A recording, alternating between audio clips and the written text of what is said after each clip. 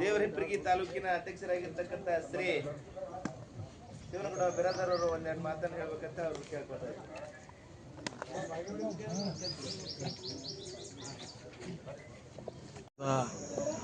ನೇತೃತ್ವದಲ್ಲಿ ಇಂದು ಜಿಲ್ಲಾ ಪಂಚಾಯತಿಗೆ ರಾಜ್ಯ ಸಮಿತಿಯ ಕರೆ ಮೇರೆಗೆ ಕನಿಷ್ಠ ವೇತನ ನೀಡಬೇಕು ಅಂತೇಳಿ ಒತ್ತಾಯಿಸಿ ಪ್ರತಿಭಟನೆ ಮೆರವಣಿಗೆ ಮಾಡಲಾಯಿತು.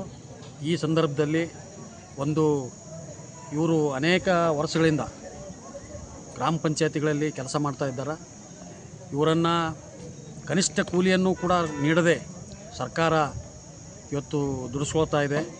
ಇದನ್ನು ತಪ್ಪಿಸಬೇಕು ಮತ್ತು ಇದನ್ನು ಅವರಿಗೆ ಕನಿಷ್ಠ ಕೂಲಿಯನ್ನು ನೀಡಬೇಕು ಅಂತೇಳಿ ಈ ಒಂದು ಸಂದರ್ಭದಲ್ಲಿ ಸರ್ಕಾರಕ್ಕೆ ಮನವಿ ಮಾಡೋದ್ರ ಮೂಲಕ ಈ ಒಂದು ಸರ್ಕಾರ ಯಾವ ರೀತಿಯಪ್ಪ ಅಂದ್ರೆ MLA MP ಗಳದ ವೇತನವನ್ನು ಯಾರಿಗೆ ಹೇಳದೆ ಕೇಳದೆ ವಿಧಾನಸಭೆಯೊಳಗೆ ತಕ್ಷಣವೇ ಹೆಚ್ಚು ಮಾಡ್ಕೋತಾರ. ಆದರೆ ದುಡಿಯುವ ವರ್ಗದ ಕಾರ್ಮಿಕರ ವೇತನವನ್ನು ಅವರು 10-15 ವರ್ಷಗಳಿಂದ ಕನಿಷ್ಠ ಕೂಲಿಯನ್ನು ಕೇಳಿದರೂ ಕೂಡ ನೀಡಲಾರ್ದೇ ಈ ಒಂದು ಕನಿಷ್ಠ ಕೂಲಿಯನ್ನು ನೀಡದೆ ಅವರನ್ನು ವಂಚಿಸುವುದರ ಮೂಲಕ ಇವತ್ತು ಸರ್ಕಾರ ಅವರಿಂದ ಕೆಲಸವನ್ನು ತೆಗೆದುಕೊಳ್ತದೆ. ಇವತ್ತು ಗ್ರಾಮ ಪಂಚಾಯತಿಗಳು ಸ್ವಚ್ಛ ಇರಬೇಕಾದ್ರೆ ಇವತ್ತು ಅಲ್ಲಿಯ ಕಾರ್ಮಿಕರಿಂದ ಮತ್ತು ಅಲ್ಲಿಯ ಆಡಳಿತವನ್ನು ಈ ಕಾರ್ಮಿಕರೆಲ್ಲರೂ ಕೂಡ ಕೂಡಿ ಮಾಡೋದ್ರಿಂದ ಆಡಳಿತ ಸುಸಜ್ಜಿತವಾಗಿ ನಡೀತದೆ. ಆದರೆ ಸರ್ಕಾರ ಇದನ್ನೆಲ್ಲನೂ ಗಮನಿಸಿದೆ. ಇವತ್ತು ಕನಿಷ್ಠ ಕೂಲಿ ಕೊಡುವಂದರೂ ಕೂಡ ಕೊಡದೇ ಇರೋದನ್ನು ನಾವು CIT ಸಂಘಟನೆಯಿಂದ ಖಂಡಿಸ್ತೇವೆ. ಈ ಒಂದು ಸಂದರ್ಭದಲ್ಲಿ ಮೊನ್ನೆ ಡಿಸೆಂಬರಿನಲ್ಲಿ ಬೆಂಗಳೂರು ಚಲೋ ಕಾರ್ಯಕ್ರಮ ಮಾಡಿ ಅಲ್ಲಿ ಸರ್ಕಾರದ ಜೊತೆಯಲ್ಲಿ 3-4 ತಾಸು ಮಾತನಾಡಿದರೂ ಕೂಡ ಅದನ್ನು ಡಿಸೆಂಬರ್ ಹೋಗಿ ಈಗ ಏಪ್ರಿಲ್ ಮುಗಿಯಕ್ಕೆ ಬಂತು. ಅಲ್ಲೇನು ಹೇಳಿದಂಥ ವಿಷಯಗಳನ್ನು ಜಾರಿಗೆ ತರದೇ ಇರೋದನ್ನು CIT ಸಂಘಟನೆ ಖಂಡಿಸ್ತದೆ. ಇದನ್ನು ತಕ್ಷಣವೇ ಅವ್ರಿಗೇನು 5,000 ರೂಪಾಯಿ ಹೆಚ್ಚುವರಿಯಾಗಿ ವೇತನದಲ್ಲಿ ಕೊಡ್ತೀವಿ ಅಂತ ಹೇಳಿತ್ತು ಅದನ್ನು ನೀಡಬೇಕು. ಮತ್ತು ಅದು ಅಲ್ಲದೆ ಏನು ಇನ್ನುಳಿದ ಎಲ್ಲ ಸೌಲಭ್ಯಗಳನ್ನು ಕೂಡಲೇ ಜಾರಿಗೊಳಿಸಬೇಕು ಅಂತೇಳಿ ಈ ಸಂದರ್ಭದಲ್ಲಿ ಹೇಳಬಯಸ್ತೇನೆ.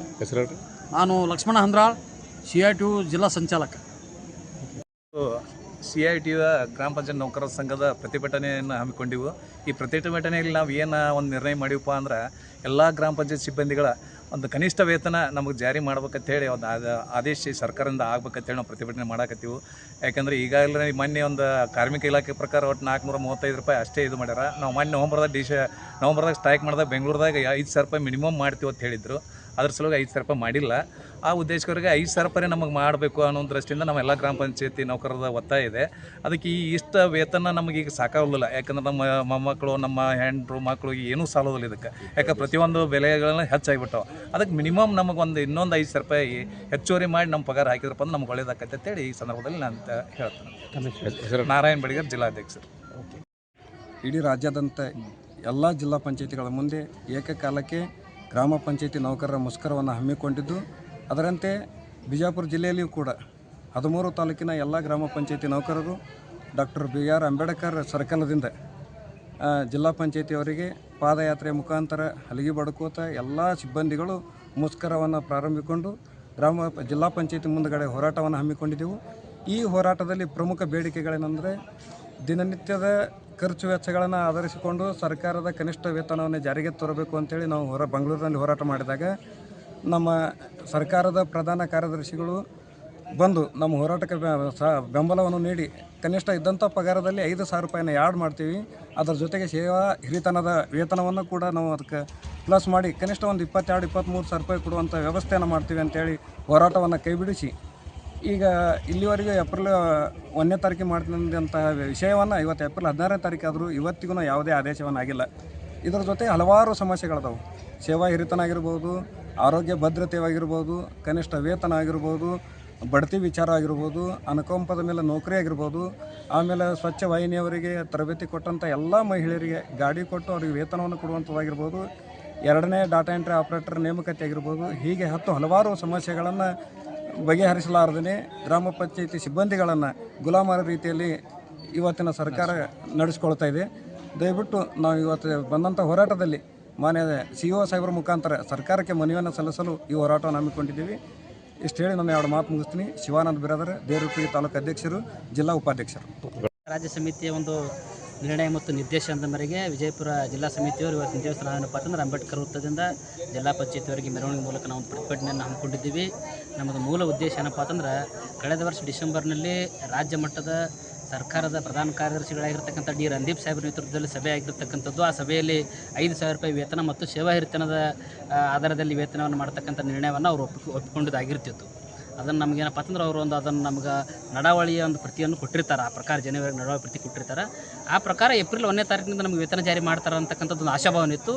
ಅದು 400 ರೂಪಾಯಿ ಹೆಚ್ಚಿಗೆ ಮಾಡಿ ಒಂದು ವೇತನ ಜಾರಿಗೆ ಮಾಡಿರೋದ್ರಿಂದ ನಮಗೊಂದು ಸ್ವಲ್ಪ ಏನಪ್ಪ ಅಂತಂದ್ರೆ ಅಸಮಾಧಾನ ಆಗಿದೆ.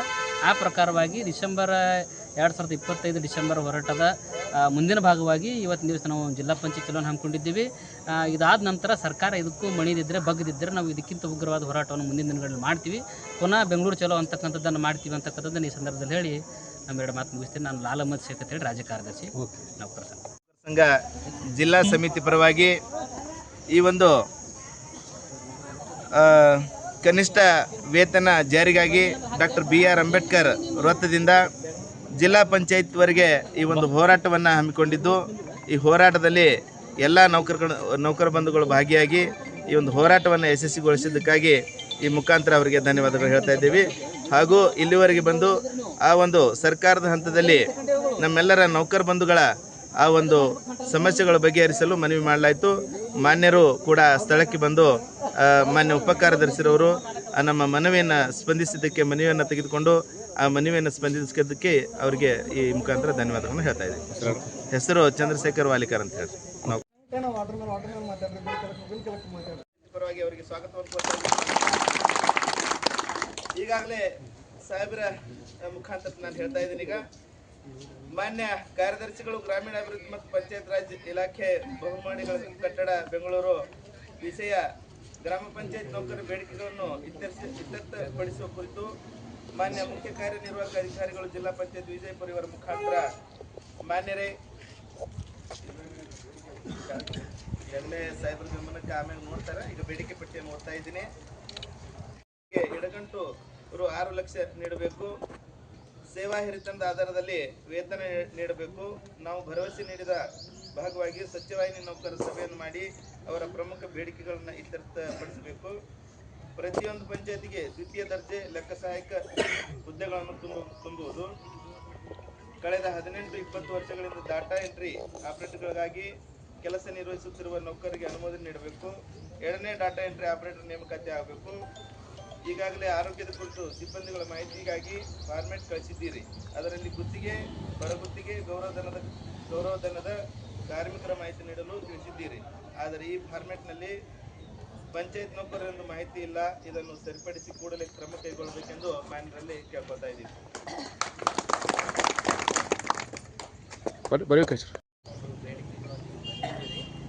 ನಿಮ್ಮ ಬೇಡಿಕೆಗಳನ್ನೆಲ್ಲ ನಾವು ಕೇಳಿದ್ದೀವಿ. ಇಲ್ಲಿ ಇರ್ತಕ್ಕಂಥ ನಿಮ್ಮ 8 ಬೇಡಿಕೆಗಳಲ್ಲಿ ಎಲ್ಲ ಬೇಡಿಕೆಗಳು ರಾಜ್ಯ ಹಂತದಲ್ಲಿ ನಿರ್ಧಾರ ಆಗಿರುವಂಥವು ಆಗಿದ್ದಾವೆ. ಸೊ ಇವುಗಳ ಪ್ರಕಾರ ನಾವು ಸಹಿತ ಸರ್ಕಾರಕ್ಕೆ ಇದನ್ನು ಲೆಟರ್ ಕಳಿಸ್ತೀವಿ. ಮತ್ತು ಇದು ನಿಮ್ಮ ಬೇಡಿಕೆಗಳ ಪರವಾಗಿ ನಾವು ಇದ್ದೀವಿ. ಸೊ ಇದಾಗಬೇಕಂತ ನಮ್ಮದು ಆಶೆ ಇದೆ. ಸೊ ನಮ್ಮ ಜಿಲ್ಲಾ ಹಂತದಲ್ಲಿ ಏನು ಕ್ರಮ ತಗೊಳ್ಳೋಕ್ಕೆ ಸಾಧ್ಯ ಇದೆ, ಈ ಒಂದು ಬೇಡಿಕೆಯನ್ನೇ ನಾವು ಸಹಿತ ಕ್ರಮ ತೆಗೆದುಕೊಳ್ತೀವಿ ಅಂತ ಹೇಳ್ತಾ ನಮ್ಮೆಲ್ಲರಿಗೂ ಧನ್ಯವಾದಗಳನ್ನ ಹೇಳ್ತಾ ಇದ್ದೀನಿ. ಸಾಹೇಬರು ನಮ್ಮ ಮನವಿಗೆ ಸ್ಪಂದಿಸಿ ಈ ಒಂದು ಹೋರಾಟ ಸ್ಥಳದಲ್ಲಿ ಬಂದು ಈ ಒಂದು ಮನವಿಯನ್ನು ಸ್ವೀಕರಿಸಿದ್ದಾರೆ. ಆ ಮನವಿಯನ್ನು ಸರ್ಕಾರದ ಹಂತದಲ್ಲಿ ಜಿಲ್ಲಾ ಪಂಚಾಯತಿ ಮುಖಾಂತರ ನಮ್ಮೆಲ್ಲರ ಮನವಿಯನ್ನು ಅವರು ಮೇಲ್ಗಡೆ ಕಳಿಸ್ತಾರಂತ ಹೇಳ್ತಾ ಈ ಒಂದು ಹೋರಾಟ ಸ್ಥಳಕ್ಕೆ ಬಂದು ಮನವಿಯನ್ನು ಸ್ವೀಕರಿಸಿದ್ದಕ್ಕಾಗಿ ಮಾನ್ಯ ಸಾಹೇಬರಿಗೆ ತಮ್ಮೆಲ್ಲರ ಪರವಾಗಿ ಹೋರಾಟ ಹಾಗೂ